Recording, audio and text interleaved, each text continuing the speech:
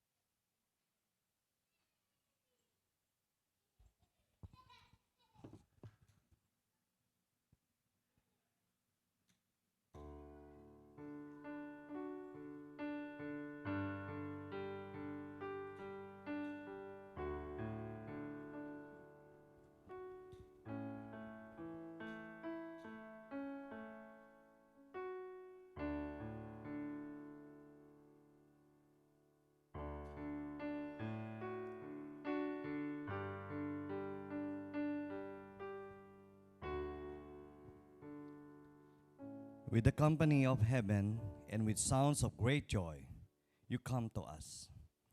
This is the time of light and resplendent joy. We have known times when God has come and brought life and life into the world. The prophet Isaiah proclaimed a time when those who walk in the shadows would see a great light. A light will shine, and a child will be born to us. The evangelist Luke painted the nativity sky and repeated the heavenly song of angels. Glory, peace on earth, and goodwill. John declared that this great light is Christ. The Word was made flesh. This great light lives among us. By it, we behold God's glory, full of grace and truth. At Christ's nativity, we now rejoice. God, God, our life and light, thank you for coming to this to us. Thanks for touching all heaven and earth with your splendor. In every corner of the world, shine with your peace. In every corner of our hearts, shine with your grace. Amen. Jesus Christ is born today. Hallelujah.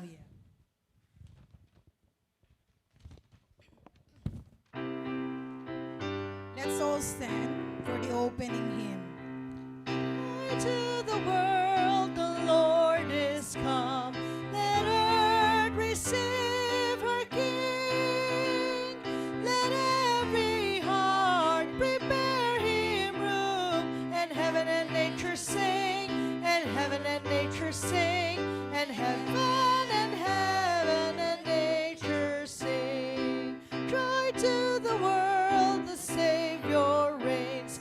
Let all their songs employ, while fields and floods, rocks, hills and plains, repeat the sounding joy, repeat the sounding joy, repeat the sounding joy. No more let sin and sorrows grow, nor thorns infest the ground. He comes to make his blessings flow. For us the curse is found, for us the curse is found, for us the curse is found. He rules the world with truth and grace, and makes the nations prove the glories of his righteousness, and wonders of his love, and wonders of his love, and wonders of his love. Be born in our hearing, Lord Jesus, and open our lives to you, our word, our light, our life. Amen. Let's all be seated.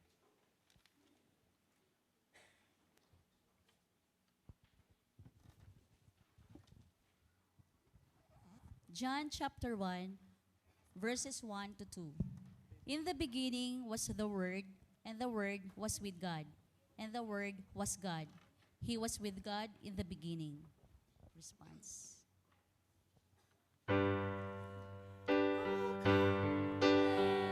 us adore Him. Oh, come, let us adore Him. Oh, come, let us adore Him, Christ the Lord. Let us pray. Almighty God, we humbly come before you. We praise and lift your name on high. Thank you, Lord, for the privilege to celebrate your birth. Indeed, you are the reason of the season. As we come together as one church, may you touch our hearts and lives. Lord, may you grant us the strength to listen attentively to your teachings and empower us to follow in the footsteps of the Word made flesh. May our actions reflect the love and compassion that Jesus showed during his time on earth. As we embark on the mission of the church, help us become beacons of Christ, drawing others closer to you through our actions and words. Guide us in spreading your message of hope and salvation. Continue to hide us in your shadow and words. We declare that through our collective efforts, we truly make Christ known. In Jesus' name we pray. Amen.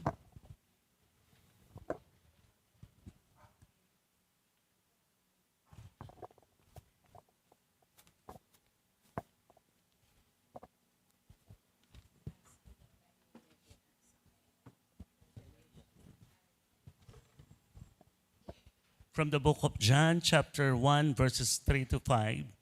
Through him all things were made. Without him nothing was made that has made made. In him was life, and that life was the light of all mankind. The light shines in the darkness, and the darkness has not overcome it. Let us pray. Our Jesus is full God and full human, and is our source of life and light. God responds to the sins and brokenness of creation by sending His Son to overcome the darkness of the world. Naway manatili po sa amin ang inyong salita sa aming buhay. Dahil ito ang lahat ng simula. Matutong makinig at sumunod ng walang pag-aalinlangan. Dahil kung hindi kami nakasentro sa aming misyon at ministeryo ng aming pananambahan, hindi kami mapapariwara at masasadlak sa kadiliman, Panginoon.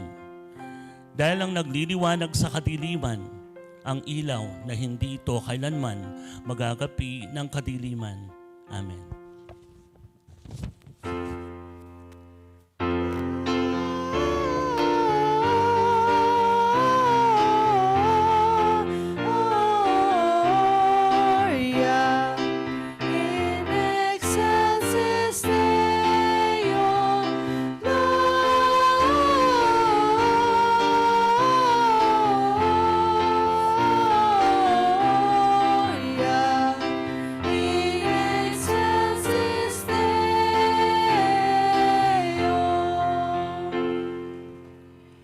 John 1, verses 6 to 8. There was a man sent from God whose name was John. He came as a witness to testify concerning that light, so that through him all might believe. He himself was not the light. He came only as a witness to the light.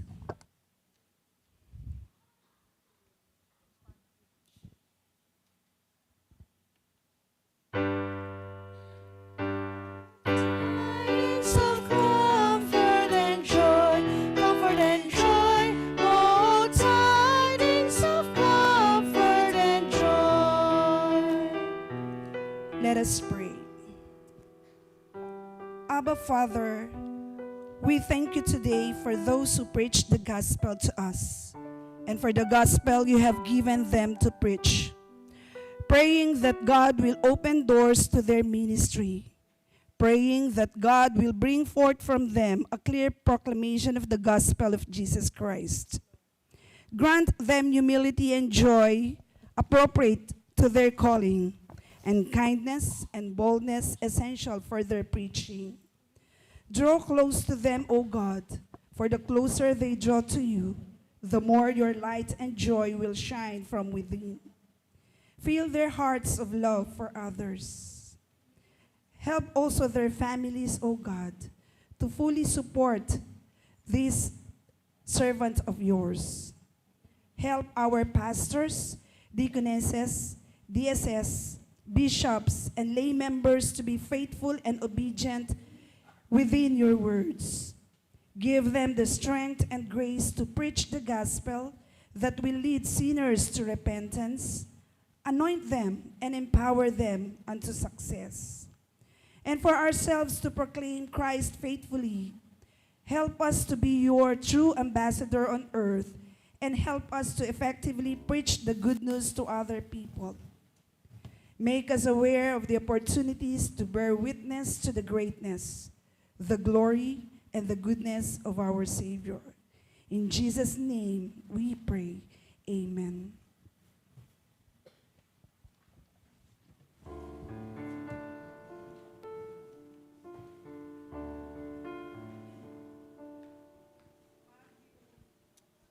Matthew chapter 2, verses 10 to 11. When they saw the star, they rejoiced with exceedingly great joy.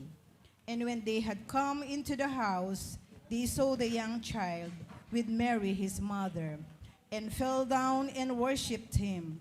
And when they had opened their treasures, they presented gifts to him, gold, frankincense, and myrrh. Gawin natin ang pagkakaloob.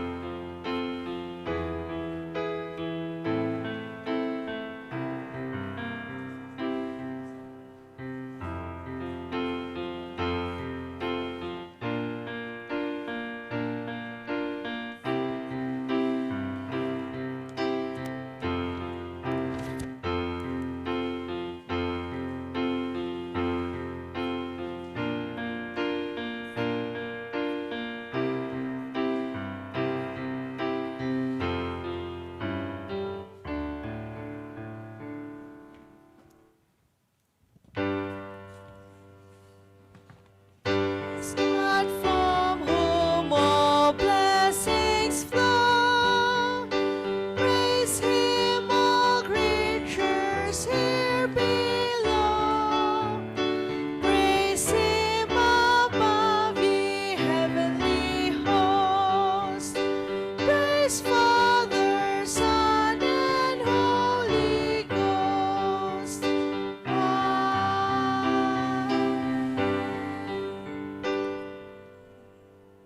Maligayang kaarawan, O Diyos, at maraming salamat sa pagpapala mo sa aming lahat.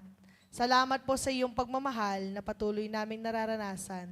Kaya naman, O Diyos, bilang pasasalamat sa inyo, tanggapin mo ang aming mga kaloob at nawa gamitin mo ito upang lalo pang mapalago ang ministeryo mo sa pamamagitan ng Emmanuel UMC. In Jesus' name, Amen.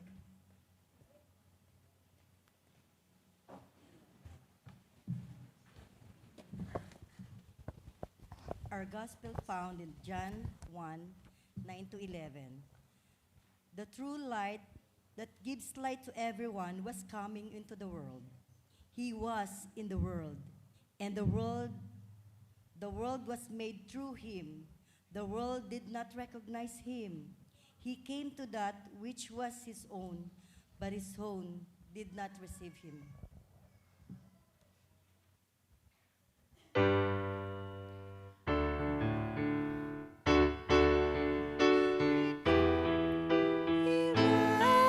Emmanuel shall come to thee, O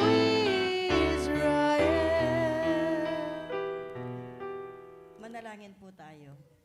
Diyos na makapangyarihan sa lahat, sa sandaling ito, inaalala po namin ang aming mga mahal sa buhay, ang aming mga kapwa na nagdurusa sa sandaling ito, ang mga nasa bilangguan, ang mga nasa hospital at may karamdaman. Idinadalangin din po namin ang mga tao na nawalan ng mga mahal sa buhay at nagdadalamhati sa sandaling ito. Amin silang itinataas sa iyo, aming Diyos, na yakapin po ninyo sila. Ipadama ninyo sa kanila ang iyong kalapitan, aming Diyos, at ipadama po ninyo ang inyong yakap sa kanila, na sa sandaling ito, na sa kanilang kalagayan, sa kanilang abang kalagayan, nasa tabi kanila, at ang iyong pagmamahal ay kanilang madarama. Aming Diyos, inilalapit po namin ang mga pamilya na nawalan ng mamahal sa buhay, ang lahat ng mga may problema, Panginoon, ang lahat ng mga nalulungkot sa sandaling ito. Bagamat ito'y araw ng iyong kapanganakan, may mga taong umiiyak sa kabila ng kagalakan, aming Diyos, dahil sa mga pangyayaring naganap sa kanilang mga buhay. Aming Diyos, inihiling namin ang iyong banal na Espiritu na yakapin mo sila at ipadama mo, Panginoon, ang iyong kalapitan at ang iyong pagmamahal. At aming Diyos, sa sandaling ito, idinadalangin po namin na madama nila ang iyong pagmamahal sa kanila. Ang buong sambahayan, ang buong Emmanuel UMC, Lord God, lumalapit at dumadalangin sa iyo, kalakip ng aming pasasalamat at pagpupuri sa buhay na ibinigay po ninyo sa bawat isa sa amin. Ito po ang aming samot dalangin sa tanging pangalan ni Jesus. Amen.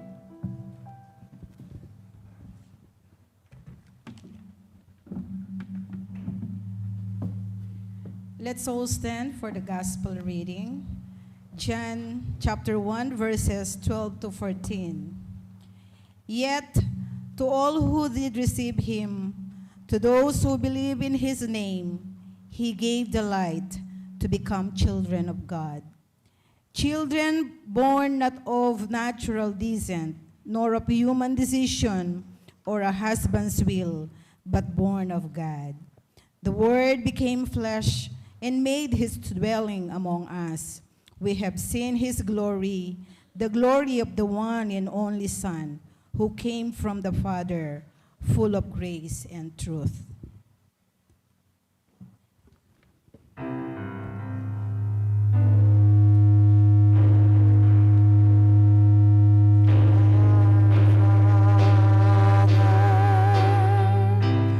Which art in heaven, hallowed be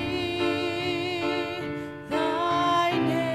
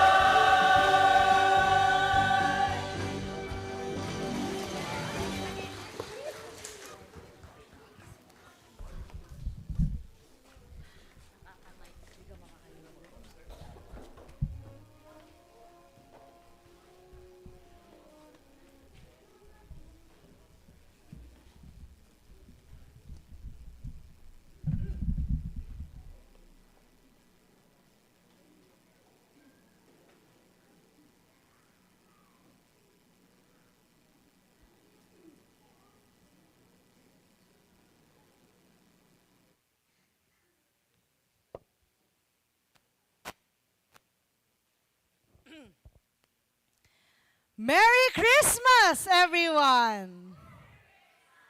Paskong Pasko na po, ano? Sabi ko nga kagabi, di ko man nasubaybayan yung countdown, Pasko na nga. No? Ang bilis ng panahon, ang bilis ng araw, ang bilis ng 2023, parang isang idlap lang 2025 na niyan, no? So, Merry Christmas, everyone! And a happy birthday to our Lord Jesus Christ. Ang ating pong pagbubulay-bulayan ngayong umagang ito, iba-iba po ang pinanggalingang mga teksto, ngunit ang basis po nila ay yung mga binasa ng ating mga council members kanina. Tayo po ngayon ay dumako sa panalangin. Panginoong Diyos, hinihiling namin ang iyong banal na Espiritu na siyang pumagitna sa amin ngayon at nawa maintindihan namin ang nais mong iparating sa amin. Buksan mo ang aming puso't isipan upang magkaroon kami ng understanding at ng wisdom para po sa iyong mga salita ngayong umagang ito. In Jesus' name, Amen. Ang Kapaskuhan ay maraming bagay at maraming ibig sabihin ang Pasko sa maraming tao. Pero itong mga pag-uusapan natin ngayon ay iilan sa mga bagay na makikita natin sa teksto na ating binabasa o binasa. Ang sabi sa Luke chapter 2 verse 6, "This will be a sign to you. You will find a baby wrapped in cloths and lying in a manger." The very first Christmas is focused on the little things in contrast to the grandness of today's Christmas. Dati, simple lang ang Pasko. Isang sabsaban, isang bata. May shepherd, may 3 hari o 3 wise men. So we can see here in Christmas that God is the God of small things. God is the God of small things. God is big. God is a great God. But He is also a God for the little ones. He is also a God for the small things. Titignan natin, mayroong mga little details ang Pasko. The little town of Bethlehem in Matthew 2 verse 6, the tiny stable where Jesus was born in Luke chapter 2 verse 4 to 7, the small group of shepherds as witnesses in Luke chapter 2 verse 8, the small but significant gifts of the Magi. That's from Matthew chapter 2 verse 9 to 12. And it's noticeable that these small symbols played a huge role in the story of Christmas and in the narratives of its history. And so, if you feel right now that what you are feeling is something small, or what you are going through is something small, you have a God that is very big, validating you right now. Ibig sabihin nun, mga kapatid, walang maliit na bagay lamang. Ang Pasko nagsimula sa maliit na bagay, pero yun ang pinaka-massive part ng history ng Pasko. And so, whatever it is that you're going through, it's not just that. Hindi siya basta-basta, hindi lang yan. Ano daw? Ang dami nun, no? Hindi siya just, sabi nga nila. Kung ano man ang nararamdaman mo, ikaw man ay masaya ngayon, ikaw man ay nalulungkot, ikaw man ay nasasaktan, ikaw man ay nagre-rejoice, your feelings are big for our God. At kung palagay mo, ang mga pinagdaraanan mo ay walang kwenta, walang sense, mag-isip ka ulit, mga kapatid, dahil yan nakikita ng Diyos at handa siyang bigyan ng lunas ang lahat ng yan. Huwag kang mahihiyang humarap sa Panginoong Diyos. May tendency kasi tayo na kapag may nakausap tayong ibang tao, sasabihin nila sa atin, "Ako nga, ganito, ganyan. Si kapatid na ganito nga, ito yung pinagdadaanan." That's may feeling of invalidation kasi, no, kapag nararamdaman natin yun. Or may kinukwento tayo, tapos kinompare sa iba, parang, ay, ang liit naman pala ng problema ko. Don't be discouraged.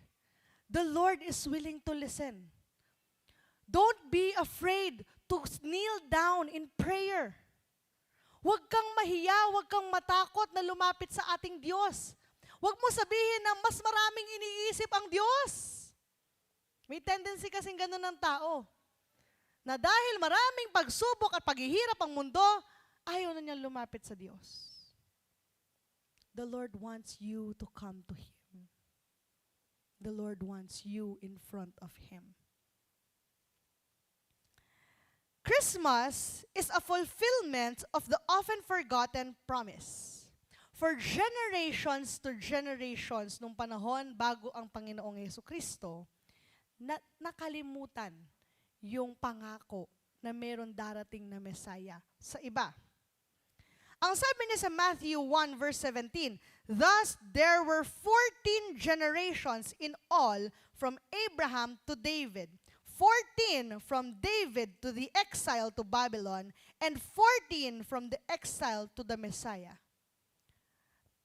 Nung binasa ko to, mga kapatid, nagbibilang-bilang ako. Ilang generation na ba simula nung pinanganak ang Panginoong Jesucristo? Baka mamaya nalalapit na tayo. 14 generations lang pala.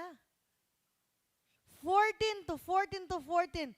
Ibig sabihin na every 14th generation, may ginagawa ang Diyos na fulfillment dun sa kanyang pangako. Pero ang tendency dito mga kapatid, they tend to forget the promise of the Lord. Tatanungin ko kayo, sino dito ang nakakaalala sa pinangako ng Diyos sa kanyang great-grandmother? Great-grandmother. Lola ng nanay o tatay ninyo. It's impossible to remember. Because those kinds of promises sometimes are being kept on their own. And so what can we see from this? With Christmas actually happening, we can see that God fulfills His promise. Kaya naman tayong lahat, we must also claim those promises over and over again, passing it on to generation. Kung pinangako ng Diyos sa'yo, nagaganda ang buhay mo, ipasa mo yan sa iyong mga anak, ipasa mo yan sa iyong mga apo, and so it goes from generation to generation. At hindi lang ang pangako sa iyo ng Diyos, kung hindi pa naman kung gaano kabuti ang Diyos sa buhay mo. You also pass that generation to generation. Mga kapatid, hindi nagmamaliw at nagbabago ang ating Diyos. And so the God of Abraham, the God of Jacob, the God of Joseph and Mary during Christmas is the same God that is with us at this moment. And so we must claim that. At ano ang pangako ng Diyos sa atin ngayon? Na babalik siyang muli. Kung may nangako sa inyo na babalikan kayo at hindi kayo binalikan, mga kapatid, hayaan nyo na siya. Kalimutan nyo na yan. Pero ang Diyos, hindi kayo iiwan. At ang pangako niya na babalikan ka, totoong babalikan ka. Hindi man siguro sa henerasyon natin, pero darating ang panahon, kahit tayo'y namatay na, babangon tayong muli kasama niya. At yun ang pangako ng Panginoong Jesus nung siya'y umakyat sa langit, di po ba? With the Holy Spirit being with us, it is possible for us to go back to our Creator. And that is the promise of Jesus. Now we will see kung paano nag-work out yung mga characters natin sa Pasko. Naisip nyo ba kung yung isang anghel na pumunta kay Joseph at sinabing nagdadalang tao si Mary, ay hindi naniwala si Joseph, iniwan si Mary? What would the narrative be? If Joseph did not say yes, how will it go that a single woman, young lady, pregnant, without a husband, during their time, how will it look like? How will the story unfold? Ang sabi sa Matthew chapter 1 verse 20, but after he had considered this, an angel of the Lord appeared to him in a dream and said, Joseph, son of David, do not be afraid to take Mary home as your wife, because what is conceived in her is from the Holy Spirit. But what if he did not believe? The Bible doesn't offer a lot of narratives about Joseph. Hindi masyadong marami ang kwento tungkol sa kanyang background, sa kanyang ginagawa. But what we do know is that he obeyed. He simply said yes, risking everything he had at that time. So the question here is, difficult situation comes in our life. Pero handa ka bang sumunod, risking it all? Kung sasabihin sa iyo ng Panginoon ngayon, anak, magpastor ka. Isuko mo yan sa Diyos. Lahat ng alam mong para sa'yo ngayon, i-let go mo yan at magpastor ka, anong magagawin mo? Anong sasabihin mo? O kaya naman, wag na sa pagpapastor, wag na sa pagdiakonesa, wag na ang pagiging church worker. Kung sasabihin sa iyo ng Diyos, anak, isakripisyo mo yung trabaho mo at magturo ka sa Sunday school. Mas mahirap gawin. Parang mas mahirap po yun, pastor, kaysa sa magpastor, ano? But the thing here is, the main point, a lot of situation come in our life na mahirap i-distinguish kung tayo ba'y kailangan sumunod o hindi. Kailangan ba nating i-let go yung alam nating buhay o hindi? Kailangan ba nating i-let go yung plano natin sa ating buhay o hindi? Joseph had a plan. A clear plan. A clear path. And he was a good man. Kung hindi ba naman siya good man, pipiliin ba siyang maging earthly father ni Jesus, di ba? Parang logical na siya yung maging tatay. Ibig sabihin, maayos siyang lalaki. And so, are you like Joseph, willing to risk it all and change your plans in order for the plan of God to work? Now let's talk about Mary. Ang sabi niya sa Luke chapter 1 verse 30 and to 32 and 38, but the angel said to her, "Do not be afraid, Mary. You have found favor with God. You will conceive and give birth to a son, and you are to call him Jesus. He will be great and will be called the Son of the Most High." Ang sabi niya sa verse 38, "I am the Lord's servant," Mary answered, "May your word to me be fulfilled." If not the most significant, Mary is one of the most significant characters in the Bible, especially among the females. Sino ba namang hindi magiging famous? Eh, ikaw yung nanay ng Kristo. Diba? We all know her story, but again, this was not according to her plan. She was troubled upon receiving the message of Angel Gabriel. She was just a teenager. Going back doon sa ating preview sa Simbang Gabi na pinag-uusapan natin, imagine yourself being a teenager, experiencing this. Her life was interrupted. Merong pagputol doon sa flow ng kanyang buhay na dapat ay simple lamang.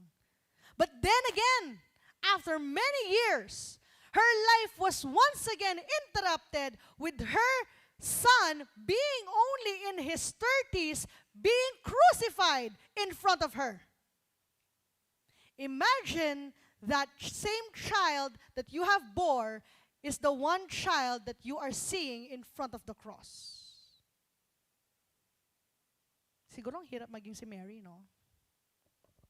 But the thing here is that she did not let her feelings, her emotions, her plans get in the way of God's plan.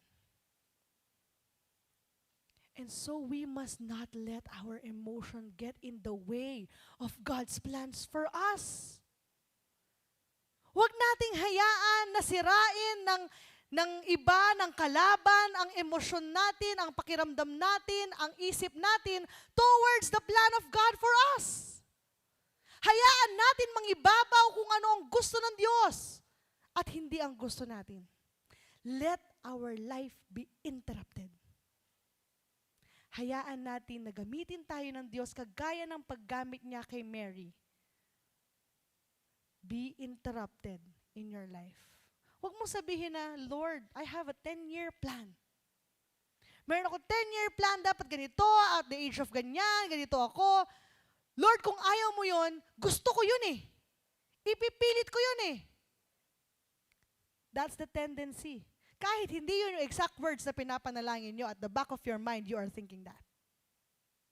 And so, we must let our lives be interrupted. Lastly,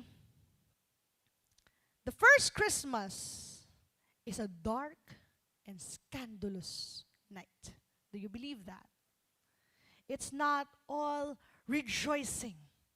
Hindi siya ganitong klaseng gabi. Hindi siya gabi na nagka-carols ang mga tao sa paligid na maraming ilaw na kumikislap. It is dark and it is scandalous. If you think about it, the first Christmas falls way short of how people portray the events in today's Christmas. The truth is, the first Christmas is dark because of the many scandals in this narrative. First, Mary was a young teenager and a virgin. Yet soon after hearing the angel's message, Mary conceived. Second, upon learning of Mary's situation, Joseph initially planned to divorce Mary. May usaping divorce that could have created disgrace both for Joseph and for Mary. And even more shocking is that God will take a form of a man at hindi basta-bastang man, an infant. If you think about it, parang hirap intindihin ang lahat ng yun. How can all that happen? And how can God be an infant? How can a virgin bear a son? And what if Joseph divorced that woman? Despite these scandalous details, this was how God chose to become incarnate to humanity. Ang sabi niya sa John chapter 1 verse 4 to 5, in Him was life, and that life was the light of all mankind. The light shines in the darkness, and the darkness has not overcome it. Punong-puno man to ng mga katanungan sa ating isip. Bakit ganito nangyari? But it is the beautiful design of the Lord that has accomplished a lot of things through generations. Ang Kapaskuhan hindi lamang para sa mga maayos ang kalagayan. Hindi lamang para doon sa kinasal ng maayos, nagkapamilya ng maayos. Sabi, kita nga natin, di ba? Si Mary, teenager. Si Joseph, gustong tumakas. Ang daming mga parts of society ang hinahawakan o pinanghahawakan ng Kapaskuhang ito. And so if you feel left out of this situation, of this season, don't be. The Lord wants to include you and your story. Your story is important to the Lord. And it is important to us all. Ang pagmamahal ng Diyos ang siyang ating pinanghahawakan.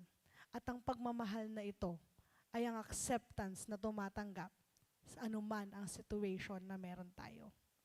Just don't be afraid. Just come to the Lord. Just listen to His voice and obey Him. Madali lamang ito mga kapatid. Kung isinurrender na natin ang ating buhay sa Kanya, kung binigay natin ang ating puso sa Kanya, everything else will just flow and fall into place. The birth of Jesus Christ gives hope to everyone, regardless of the scandals and the darkness in you. Remember Christmas Day and how God gave light to the darkest part of your life is what matters most.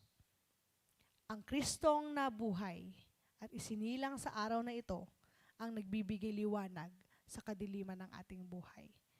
And so hold on to the Lord and your relationship with Him. In the name of the Father, and of the Son, and of the Holy Spirit. Amen.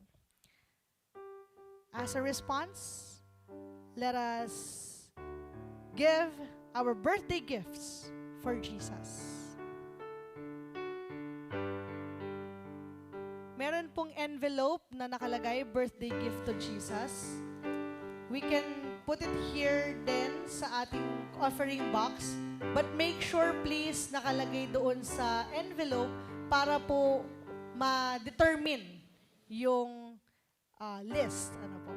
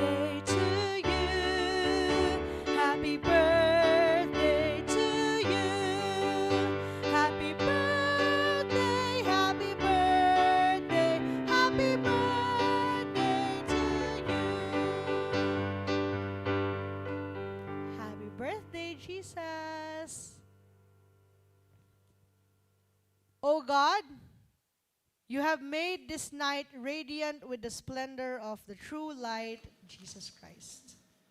May the light of Him who was born, the Prince of Peace, shine in our lives and keep us in His perfect peace tonight and always. Amen.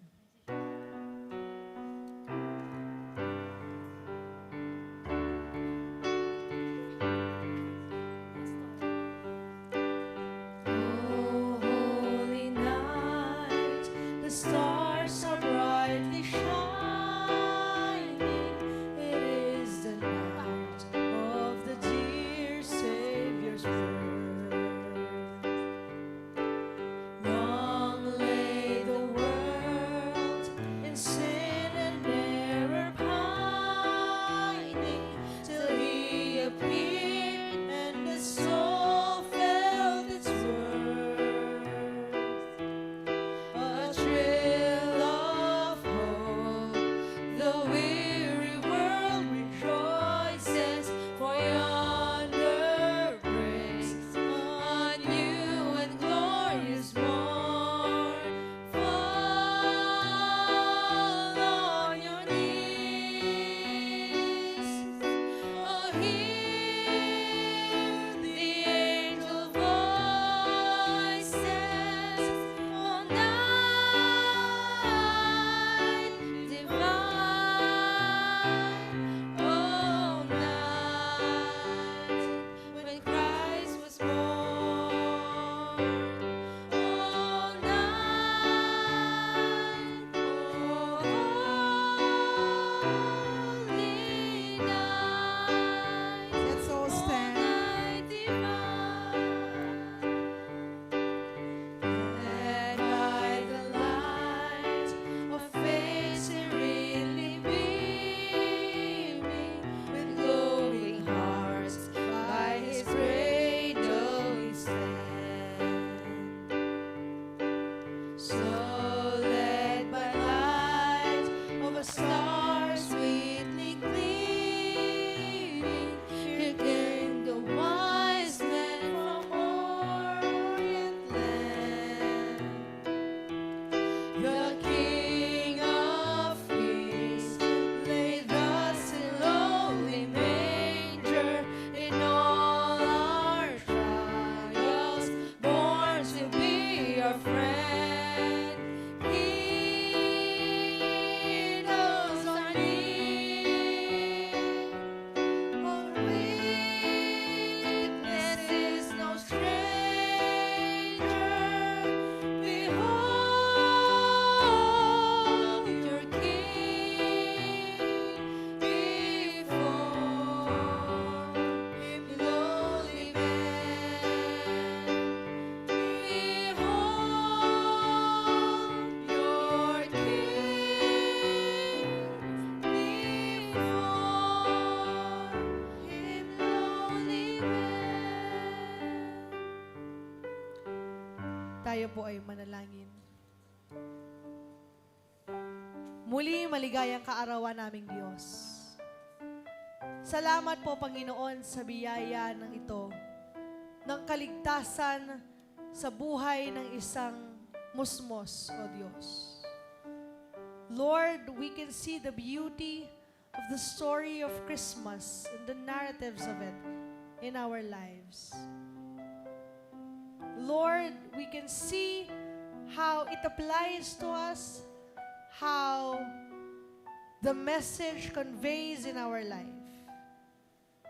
But Lord, we are having a difficult time to see what you want from us. Kaya naman, Lord God, buksan mo ang aming isip, buksan mo ang aming tenga, buksan mo ang aming mga mata, so that we can hear your voice and see your visions. Help us, Lord God, to be in the place where you want us to be. Help us to be the person you have designed us to be. Panginoon, tulungan mo kami na hindi lamang isang tabi kung hindi ma-resolve, Panginoon, ang mga darkness sa aming buhay at Ikaw maging ilaw ng aming buhay, O Diyos. Tulungan mo kami, Panginoon, na manindigan sa aming pananampalataya sa inyo, na manatili sa serbisyo sa inyo, O Diyos. Lord God, help us to become the person you want us to be. Panginoon, nakikita namin kung gaano ka kabuti sa aming buhay. Ang lahat ng ginagawa mo sa amin, O Diyos, lahat ng pagpapala, lahat ng pagbubuhat mo sa amin, O Diyos, especially in times when we cannot handle ourselves, in times when we cannot stand up and face the world around us. In times, Lord, that we are having a lot of difficulties accepting all of the tragedies that are happening in our lives and around us. But Lord, you are the God who heals. You are the God who gives prosperity. You are the God who can make mountains move, Lord God. And so, Lord, we ask for your Holy Spirit and your power and authority in Jesus' name to bring this to us. Bring this healing. Bring this faith. Bring this hope. And bring this love into us. Panginoong Diyos, itinataas po namin ang bawat isang naririto. Bless all of your children. Touch their hearts. Touch their minds. And take hold of their spirit, Lord God. Enrich your relationship with them. Hayaan mo silang maging bukas, muling tanggapin ka, O Diyos, sa kanilang buhay, at muling baguhin ang kanilang sarili para, Lord, sa inyong mga plano sa kanilang buhay. We let our lives be interrupted by you, O Lord. Ikaw, O Diyos, ang mangunguna sa aming harapan. Lord, we surrender everything to you. We surrender our life. We surrender the control that we have in our life. And take over, Father. Take over each and every one of us. Bless all of the people here right now, Father God. Ano man, O Diyos, ang kanilang mga dalangin. Sila man ay humihiling ng kagalingan, ng kapayapaan, ng pag-asa. Sila man ay nagpapasalamat sa kayong kabutihan. O may iba't ibang mga kahilingan, O Diyos. Lord, bring this to them. Give them their answers, Lord God. And we declare that everyone here today will feel and see the true meaning of Christmas in your hands. Maraming salamat, aming Diyos. Ipinagkakatiwala po namin sa iyo ang maghapon na ito at ang mga susunod pang araw. Ikaw nawa, O Diyos, ang manguna sa aming lahat at naway maging pagpapala kami sa iba. Maraming salamat po. In the most mighty name of Jesus we pray. Amen. Let us open our hands in a gesture of receiving. The salvation of Jesus Christ started in Christmas. The love of God showing its miracle. May that miracle be in your life and declare blessings upon you, your family, and other people through you. In the most mighty name of Jesus. Amen.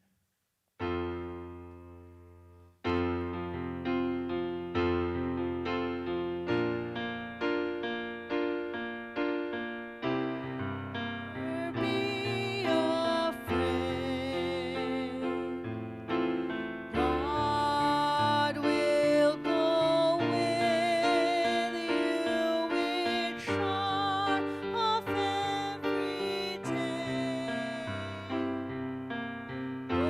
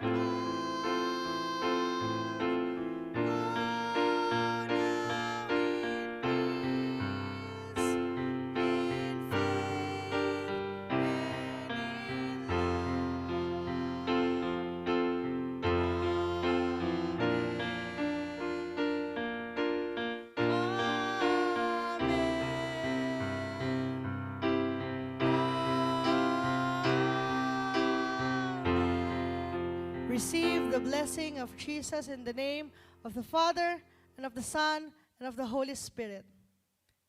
Father, of the Son, and of the Holy Spirit.